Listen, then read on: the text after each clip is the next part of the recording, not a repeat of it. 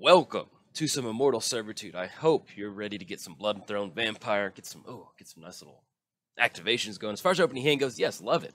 Polluted Delta, we've got Immortal Servitude, we've got Hedron Crab, we've got Glimpse the Unthinkable. Oh, that's a turn 1 crack fetch. Get down Hedron Crab. That'll be 16 cards in the graveyard next turn. Oh, yes, I like it. All right, let's go ahead and crack the Polluted Delta. Let's go for the, let's get a Watery Grave, put that into play.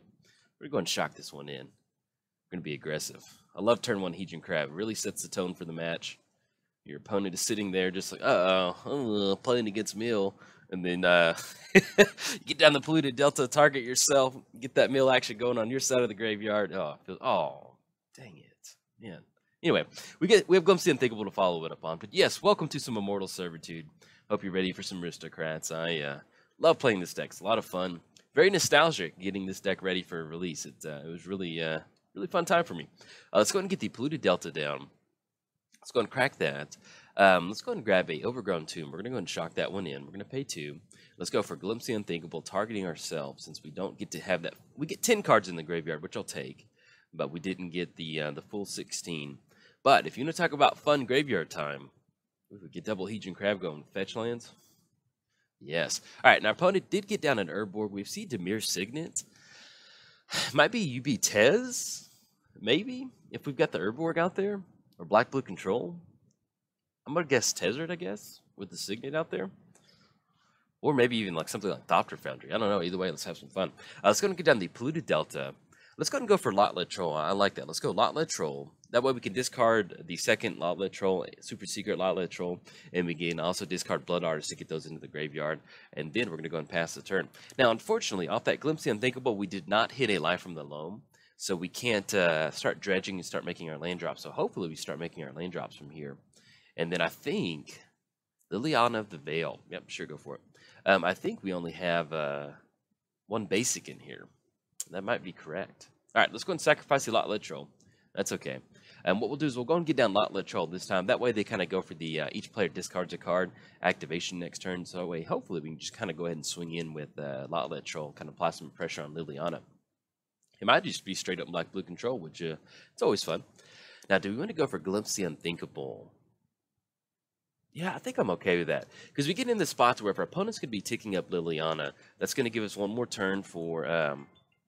sorry about that, my phone alarm. It gives us one more turn to discard Blood Artist to Liliana, Lot-Led Troll to Liliana. We can keep making the land drop, hopefully.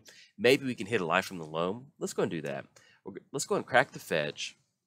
Since our opponent does have Urborg out there, well, I don't want to get into spots where we can't. For some reason, we don't have access to triple black mana. Let's go and put the Watery Grave into play tap. Not going to pay 2. Our opponent does have 1 blue mana up, but I don't think we're running into a counterspell. Let's go black and blue. Glimpse ourselves for 10. So at this point, we're hoping to hit Life from the Loam, which we do not. So we're about halfway through our library, actually more than halfway through our library. So we should be getting to it sometime soon. But as far as a creature count goes, let's get a good creature count. Each player discards a card. Okay, we're going to get rid of Blood Artist on this one. That's fine.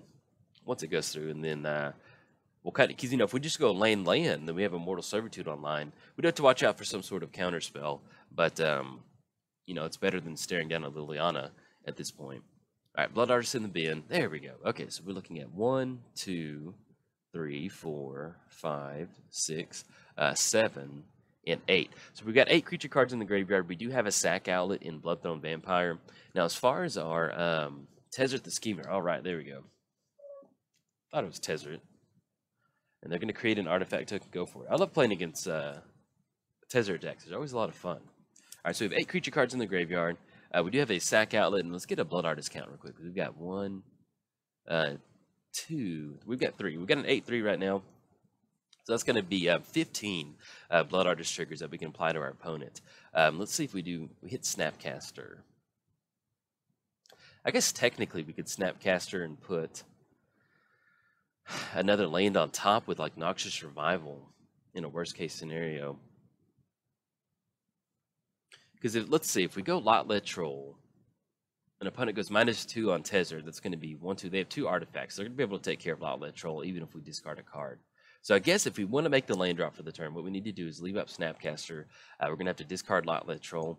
That does leave us open to Liliana of the Veil, though, because we're going to be making the land drop the following turn. Yeah, let's just go ahead and kick it over there. We'll see if we're going to go for that or not. I guess technically, either way, we're going to have to discard a card. And it's going to put us down. But at least that kind of gives us a buffer if we're going to hold on to Lotlet Troll. Yeah, we'll see exactly what we're going to go for. Yeah, because if we flash in Snapcaster, put that on top, that's going to be us discarding Lotlet Troll. That's going to be the land on top. We play the land next turn. Then they go for Liliana. We miss out on Immortal Servitude, which is not that good. We've already milled 2 Immortal Servitudes into the graveyard. So I guess at this point right now, we're just going to get rid of... I'll go and get rid of Lotlet Troll. At this point, we don't really have a lot of stuff that we need to dump into the graveyard. And that will increase our creature count. There we go. Click OK. That will increase our creature count to a 9/3. Now, when I say 9/3, that means that we've got 9 creature cards in the graveyard, and 3 of those are going to be Blood Artist effects. So that's kind of the easiest way to kind of think of it. Is 9 minus 3 is going to be 6. So 6 times 3, that's 18. That's how many Blood Artist triggers we can do without sacrificing the actual Blood Artist itself, or once you get down to kind of the nitty gritty. So if you hear me doing split numbers, that means our creature count, total creature count, versus our Blood Artist style effect count. All right, we got a whole party on our opponent's side of the board. We got Tezz, Agent of Bolus over there. We got Tezz the Schemer, and then Liliana the Veil. So, all right, Dimir Signet. Let's see what's going on. But yeah, so hopefully, I guess our best case scenario is we just rip lands, but I still think with the Liliana activations, it's just not really going to look that good. We just really need to hit a Life from the Loam. Yeah, and even if we had a 4th land or something, we could go for a Grizzly Salvage, but yeah, it's not going to be good. Let's see if we hit a land for the Drawn to Grim Flayer. Okay. I guess if they tick up Liliana, get rid of Grim Flayer, that still buys us a little bit of a buffer. We could get it down, but they're just simply going to go for Tezz the Schemer, because Tezz the Schemer, you know, that -7 build, he's not too bad. I mean, he can close out a game in Modern, but yeah, we'll just go and hold on to Grim Flayer. It just buys us more time with Liliana, and we're going to go and pass the turn. So, unfortunately, we're almost through all of, not almost through all of our deck. We're about 2/3 of the way through our deck, and we haven't hit Life from the Loam. We do have 2 copies in here. That's what kind of allows us to, we're not running like super tight on lands in here, but yeah, you know, unfortunately, if you don't hit Life from the Loam, sometimes it's a little hard to kind of make sure you keep staggering those land drops to make sure we round Life for Immortal Servitude. But that's going to make us a 10/3. So now we're getting in the spot to where we could actually close it out with Immortal Servitude now, with that sack outlet out there. So if in a Magic Christmas Land we get those lane drops going. But yes, as far as this deck goes, I love playing Immortal Servitude. This was the first deck that, while our opponent just gets all their Planeswalkers out there, we're just kind of shift into story mode. This was the first, all right, Tezz the Schemer emblem. Sign me up for things I wouldn't have thought we'd see during this match of Modern. But yeah, so this is the first deck that got me into Agent of Bolus too. Drops us down to 5. Loving it. And the Inquisition of Kozilek. All right, we're going to go and scoop it up. You got this one. Even if we just, there's no way we can get out from underneath the Liliana. Applying that pressure. Got it. Let's see. So our opponents, we're running, I guess, do we want to go for Kite Sail? We did see Fatal Push, non-creature, non-land. I think I like bringing in those copies of Kite Sail. Let's go and bring those in. So we're bringing in 3 copies of Kite Sail. Do we need to bring in Liliana to start putting some pressure? Yeah, I think I do like that. It's a little bit of more pressure on our opponent. Let's back off, empty the pits. Yeah, I just don't think Jace will be able to stick around with Fatal Push. You know, with Jace, it's great in the deck. Most of the time, we're going to have an active graveyard to where the next turn we get it down, we can get it flipped, and we'll be online for activating Jace. But I feel like it's just going to be a target for Fatal Push. So you kind of want to shift into this just basically all-in graveyard-style deck. We need 2 cards to cut. Let's go and back off 1 Grim Flayer. I like the Grizzly Salvage. I like Noxious Revival. I like leaving both Snapcasters. Let's back off 1 Zulaport Cutthroat. And that puts us at 60. We brought in 3 Kite Sail, and then we brought in 2 copies of Liliana. So that should be good enough. So let's go and shift this one over to Game 2. Welcome back to Game 2. As far as our opening hand goes, yes, I love it. We've got Overgrown Tomb, Watery Grave Glimpse. We have Immortal Servitude. We have a Discard Outlet with Lotlet Troll. And then we also have a little bit of hand disruption with the Freebrooder. Sounds like a plan. Or we've got Leyline of the Void coming out here. Oh, man. All right. So this pretty much, I'm probably going to go ahead and post this matchup. Let's go and go for Watery Grave. Not going to pay 2, and then we're going to go and pass the turn. I hate Graveyard Hate. This deck's the reason I hate Graveyard Hate. If you've ever seen any of my videos, just in general, I have a deep hatred for Scavenging Ooze. It's a terrible card. And then anything Graveyard Hate related, especially Leyline of the Void, it's because of this deck. So hopefully, let's see if we can't shift this into beat sticks. Let's see if we can't go wide with some creatures. Let's go and shock in 2. We're going to pay 2 on this one. Let's go for the Kite Sail. That way maybe we can grab a Liliana off that. Might be walking into a Fatal Push, but we're going to give it our best. All right, Kite Sail is going to come down. We're going to be able to grab something out of their hand, and that will be Fatal Push. But we do get a look at our opponent's hand, which would be nice, so that we can kind of see what's happening. Let's get this popped out just a little bit. 4 cards enter the reveal zone. That's going to be Sword of the Meek, Death Cloud, and Island. So we do have a little bit of time. They've only got 3 lands. That Death Cloud for 0 is not going to be that good. So we might be able to go Lot Troll, Bloodthorn Vampire beat sticks. And I don't think, I'll just say we could start targeting our opponent with Glimpse the Unthinkable, making them mill. But that's only going to mill an opponent's graveyard. So, all right, let's go and we'll go and get that popped up too. And then anything else, kick it over there. But yeah, so it looks like it's just a weird amalgam of Death Cloud, Walkers, Sword of the Meek, Tezz. Yeah, I love it. Why not? Death Cloud, Tezz. I like the sound of that. But yeah, so if you do run into Graveyard Hate like we've just run into now, one of the best things you can do is, these creatures aren't just one-trick ponies.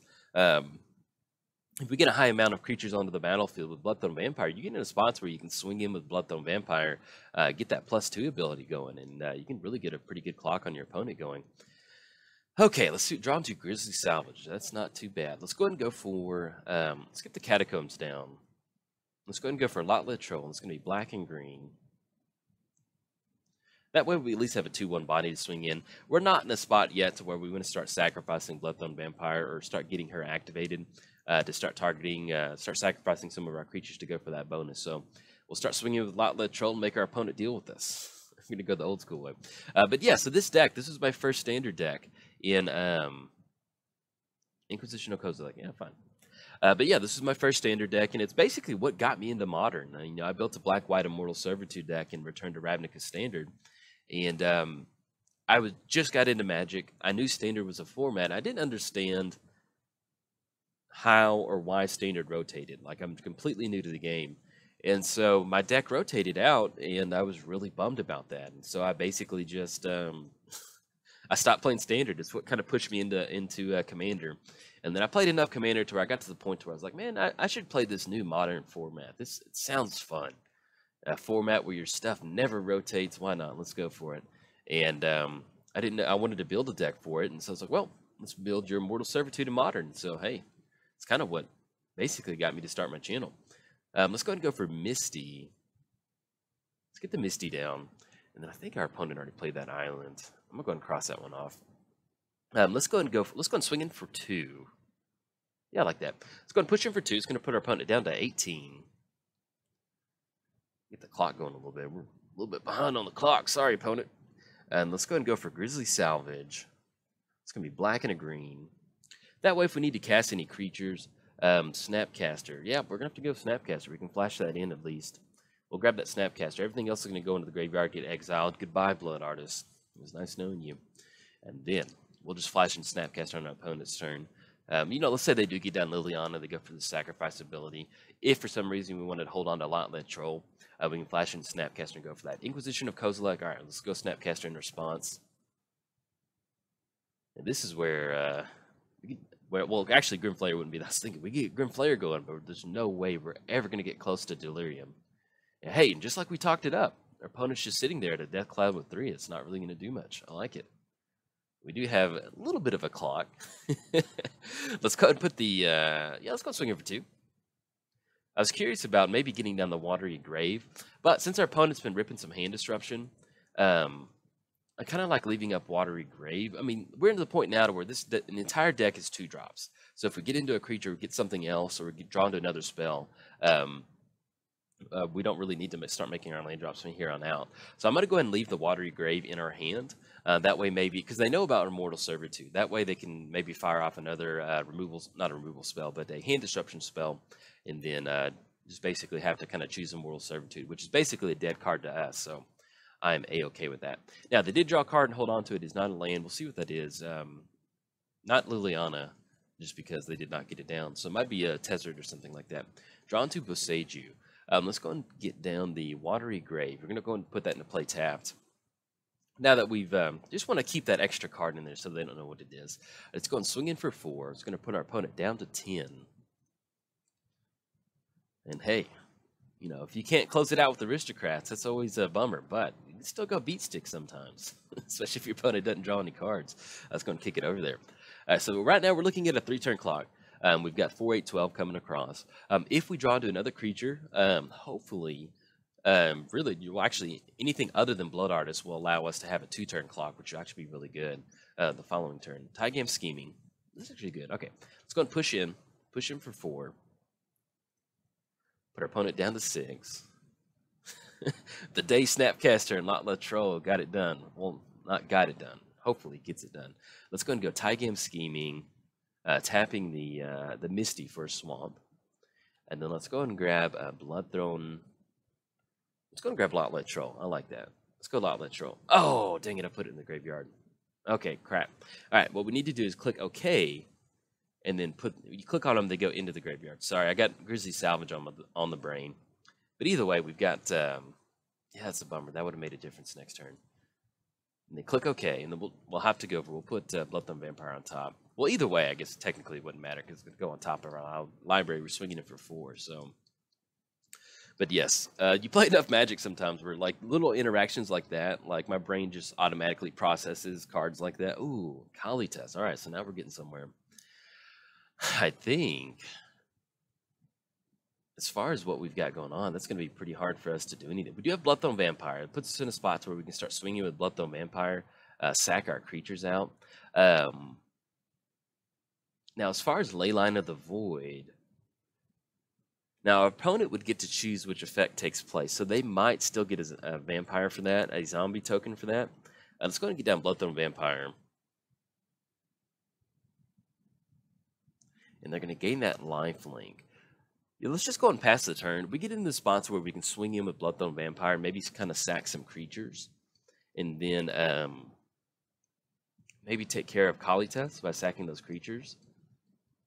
I think if I'm correct, because Kali Test is going to have the card get exiled. If a creature would die, exile that card instead. And then we also have Leyline of the Void. If a card would be put in the opponent's graveyard from anywhere, it's exiled instead. So, and I think technically, since they're the controller, they get to choose which effect goes. Or I don't know if Leyline has precedence over Kali Test.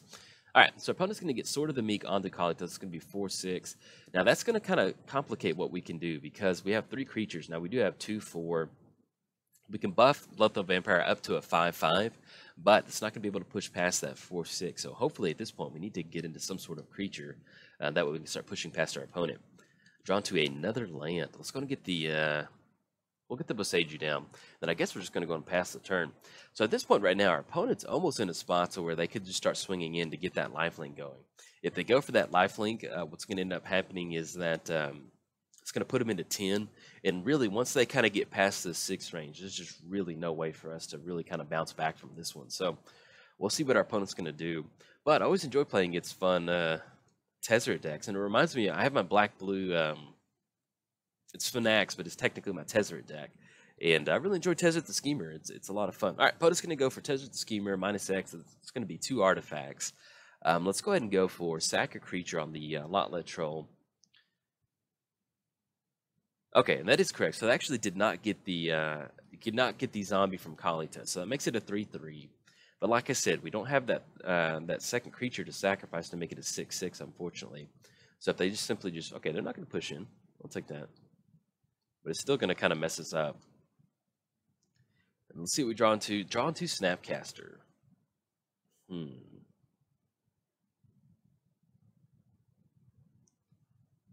Yeah, we'll go and go. Let's get the Pluto Delta down. Let's go Snapcaster. Just go and put it into play, and then we're just going to pass it turn. You know, our opponent's not swinging in, so it's going to buy us a rain-up scenario to where we can take care of Kali Test and then maybe go beat sticks. We just need to get one more creature onto the battlefield. Now, if they start going for the -2 activation each turn, That'll really kind of get us. It's going to start forcing the Bloodthorn Vampire sack outlets on that, though. But yeah, so as far as this deck goes, it's just it's fun. I enjoyed it. It felt really good, very nostalgic to kind of get it going again, and feels good. You know, originally it was Black White Aristocrats, and then shifting it into Sultai. I was really happy about that because my favorite deck type is Sultai. I love playing Sultai style decks, and just having it kind of finally arrive at Sultai was, you know, it was a really nice feeling too.